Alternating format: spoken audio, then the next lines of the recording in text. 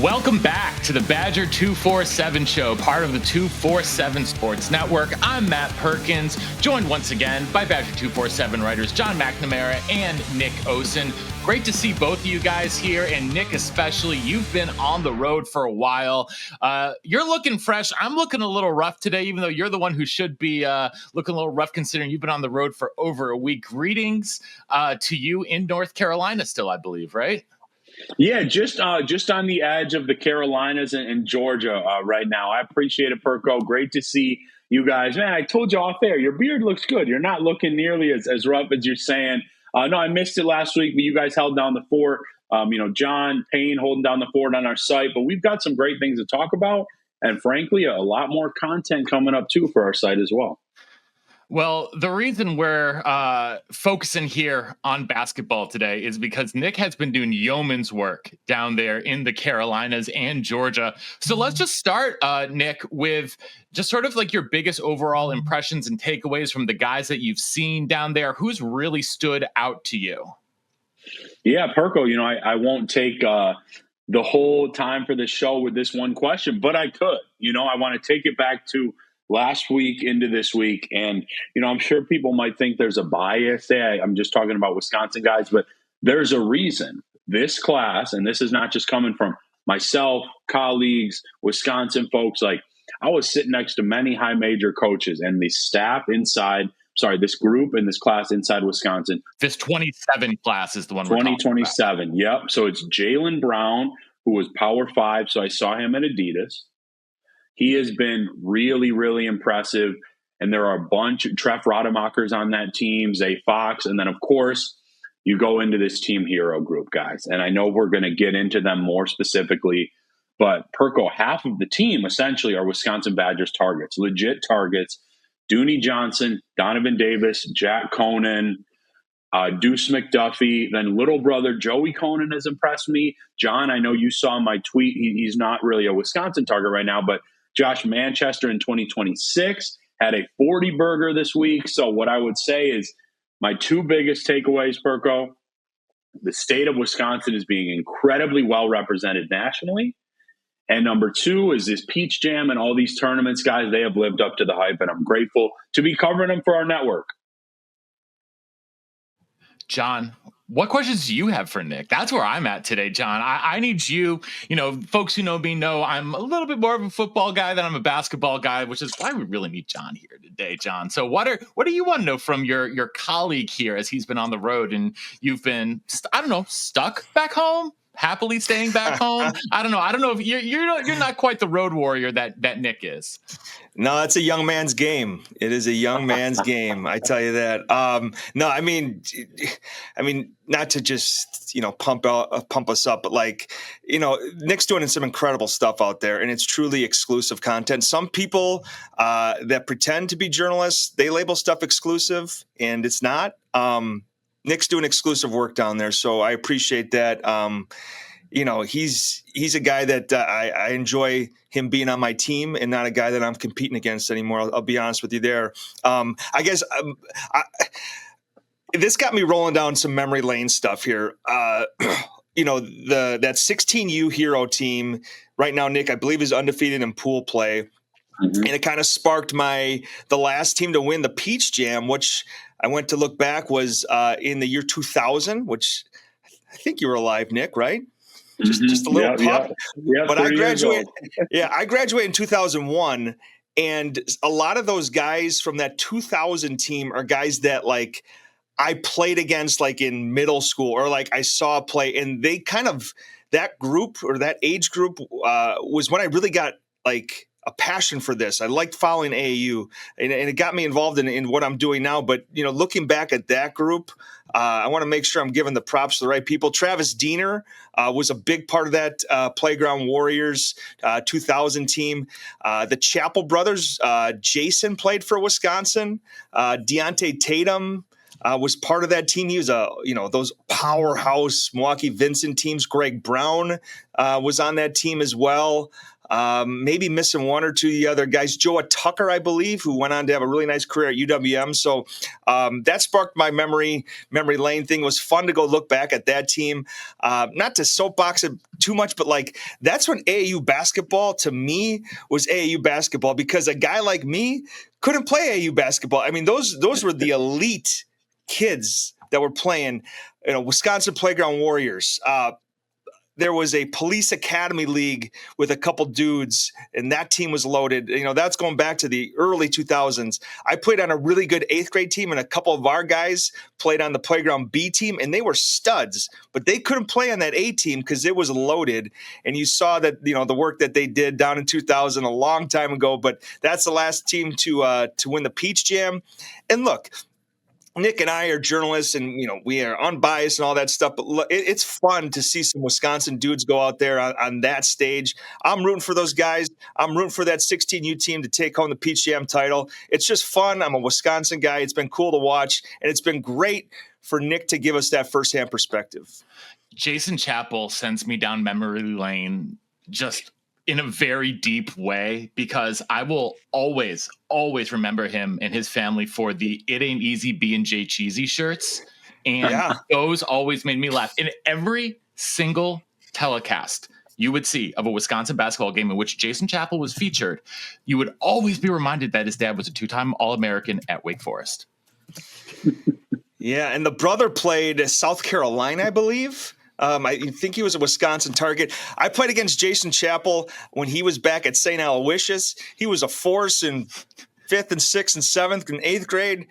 Went on to do big things. It was like, it was fun to like grow up with those guys, and then not with all those guys, but grow up with a kid you played against, see him play at Wisconsin, and then like, you reflect on this like body of work to do it, over 20 plus years. It's fun. But those old Playground Warriors teams, man. I mean, we should get Eric Bossy to come on and talk about those old Playground teams. I know he knows about them because I've talked with them before. But like you talked about, Nick.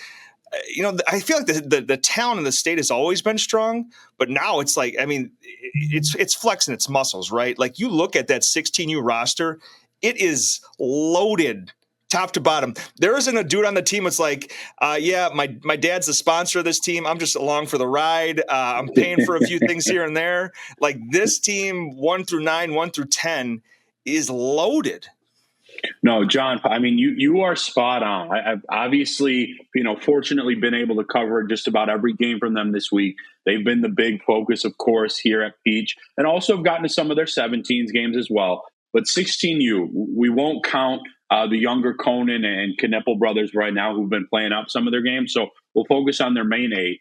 You've got 8 guys that will be playing D1 basketball. Like, that's a fact. I would probably set the over-under for, high major guys at 5.5 or so. Like, they could legitimately have 6. And those offers that from Wisconsin, guys, they weren't just thrown out there. They are legitimate and true offers. And I just want to go into those a little bit further. Guys like Dooney Johnson, Donovan Davis, they get a lot of the national attention, as they should. Donovan, I mean, John, we've talked about him. You know how high I am, one of the highest floors in the entire nation. And Dooney, I think, is playing some of his best basketball. But I'm going to be honest, I hadn't seen as much of Jack Kohnen and Deuce McDuffie as I've seen live this week. Wisconsin has been there the last couple days, representing very well this last week or so. And Jack Kohnen, I mean, we just, we're texting a little bit, John, I've talked about it. He's going to get some new offers after this weekend. Like, I'm pretty confident in that. Notre Dame's been out to see him. Louisville, Kentucky is checking in on him and Davis a little bit. There are a couple other schools involved. Virginia's watching Davis. So, like, more offers are coming. And Deuce McDuffie, John, when we saw him at camp, I knew he was one of the best defenders in the Midwest, maybe in the country. But I was sitting there this morning, sitting next to high major assistants, and it was kind of like, whoa, this kid can go a little bit. Led the team with 21 as we sit here recording on Friday, 4 for 4 from 3, guarding the other team's best player. And I'd like to give, as we know, guys, I'm not someone that's shy on giving, credit and applause to folks, but really, really good eval from Greg Gard, Sharif Chambliss, Isaac Wadajo, and that entire Badgers staff. I mean, I'm curious what you saw, John, when we were at camp together, but I'm watching this kid. I'm like, Whoa, I don't think he's really in a level under some of these top 50, 60 guys. Like, this kid can go. Yeah, without a doubt. And like you talked about, Dooney, Donovan Davis, those are, if you follow this stuff, kind of household names. That was, that afternoon at the Vance camp was really the first time I got a chance to really dive into McDuffie. And it's fun, you get to see him in the morning, you get to see him in the afternoon. Like you said, good eval by Wisconsin. Look, the ceiling is super high for a kid like him. So that offer makes all the sense in the world. Long, lanky, can shoot a little bit, willing defender, little ties to the Wisconsin program with his dad playing there. I mean, there's a lot to like there as well. And then, you talk about Jack Kohnen, going back to that WBY shootout when I saw him, I think in December, he played against Donovan Davis and he guarded Donovan Davis. And, that was a game that I had circled. A lot of people had circled. He looked really strong in that game because you're asking him to play a post guy and to get physical and to rebound. And, that effort that day was enough for me to say, look, small sample size, right? But like, he feels like a high major guy every day of the week to me. Again, that was one game, but like, the shooting, the feel for the game, him and his brother playing together, that's a special combination for Slinger. Obviously then the offer from Wisconsin comes about at the team camp that night that, he feels like a guy that fits what they want to do. Just a guy that's going to go out and shoot it, a guy that can get a rebound, go out and transition a little bit, good size, good length. He's going to fill out a little bit more.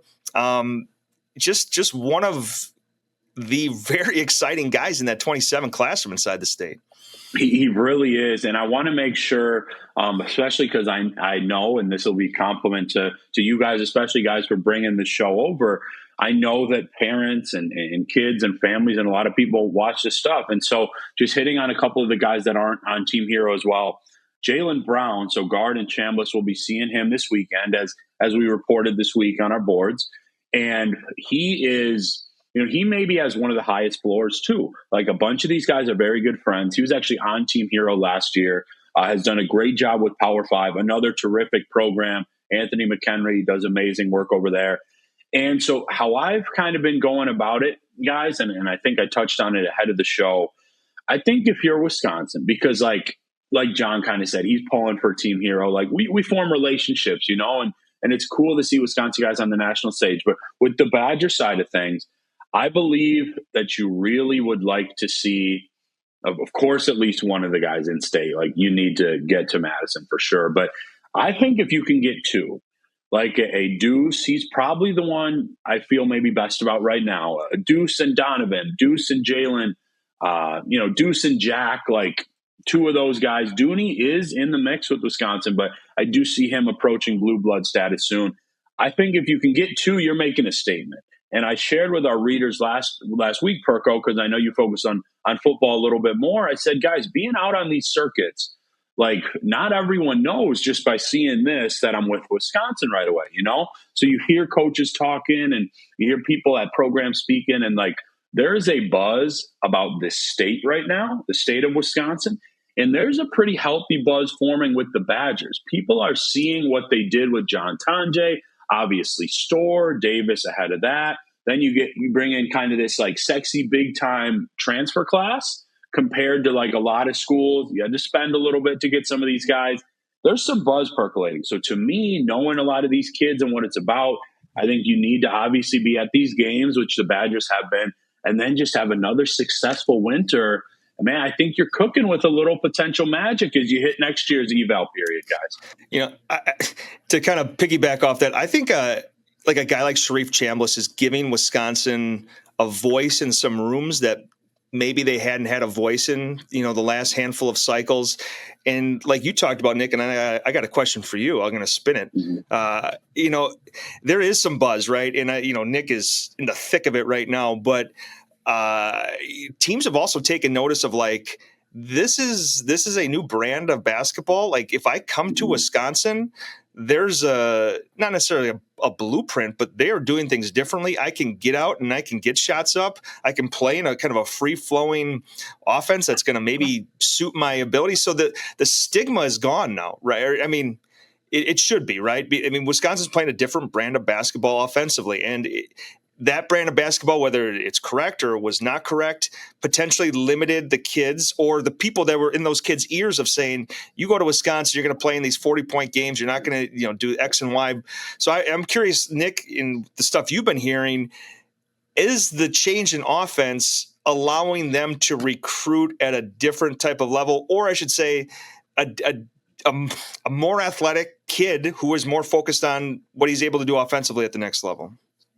Yeah, I think it's been really two things, John. I think it's the NBA success. Now, I know we're not at blue blood status where it's Duke, Kentucky, North Carolina, UConn guys every year, but like Davis was not long ago.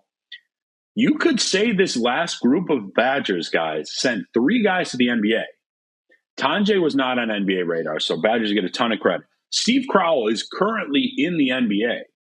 Like that is all Wisconsin. He's been there. And then Chucky Hepburn, most of his time was, of course, in Madison. So I think it's NBA and then the offense, John, without a doubt, because guard has this magic flowing right now. And Kirk Penny gets a lot of credit. You mentioned Chambliss. I do want to give a head nod to Lance Randall because I think that he's brought a lot to kind of a little bit more in-depth recruiting and evals going forward, guys.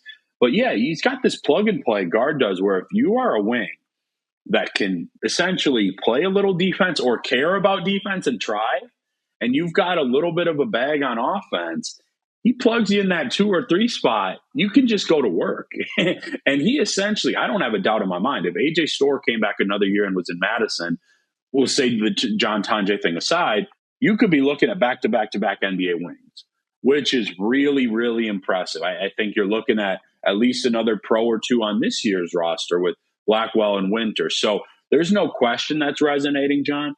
I think it helps when a class is so special like 2027. So credit to the kids and the programs too. But, I have really spoken with people in some of these AAU circles, and I do get the sense that like they're seeing, okay, guard and the Badgers run this type of offense. They run probably the best team camp, advanced camp in the state, maybe in 3 or 4 states. You know what I mean? Like, it's resonating. It's not just, Wisconsin basketball is on the wall type of thing. Guard is active in these camps, in these circles.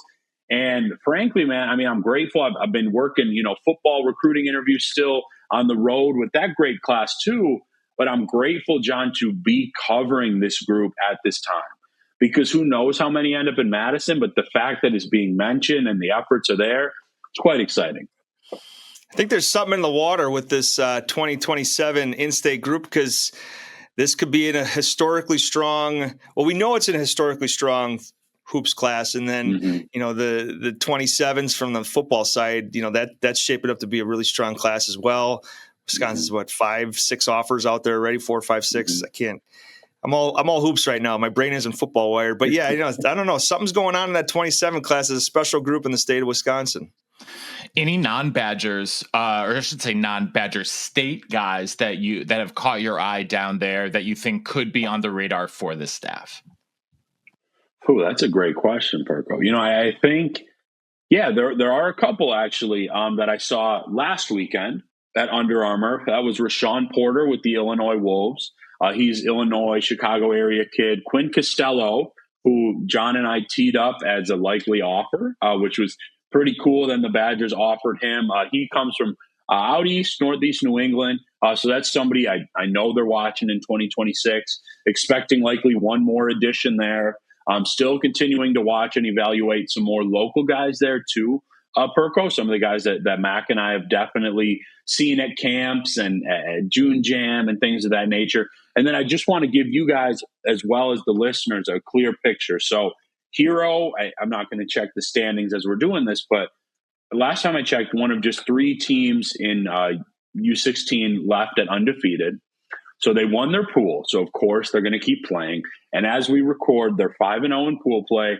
They will play on Saturday morning. So they're advancing to the Elite 8, the quarterfinals of Peach. They got that far last year. So the big goal, getting to know these guys, of course, is to win Peach Jam. But it's going to mean a lot just to get further than that, as we know in college hoops too, right? Elite 8 is great. Final Four is memorable, special. So that's where they're trying to get to. I'm not going to shy away from it. Hey, if I'm wrong on this, so be it. But The first practice I sat in with Hero in late March, I said, I think this is the best team in the country. I think you guys are going to win it. I think that they get at least to the semis. There are some really good teams. You don't want to discredit others. The Midwest right now is incredible, guys. There's Nike Mean Streets coming from Chicago. Indy Heat, they are the 1 seed. Hero has been the 2, but I'm going to roll with Wisconsin right now, guys. So we will see what happens. The Badgers have been watching. A lot of the schools I've been reporting on have been, 1, 2, 3 coaches deep sometimes. So it'll be intriguing to see, fellas. Well, make sure that you continue to be tuned into both the Badger247 show and subscribing to Badger247.com for all of this incredible, unique coverage that you're going to get, nowhere else in the country from our very own Nick Osen. We'll be back again next week on the Badger247 show, wrapping up Nick's trip, talking some football recruiting and more. Until then, make sure you are subscribed to Badger247.com so you can get on those message boards. And until then, we'll see you on the boards. Keep it cheesy. The Jason Chapel, the Chapel shutout.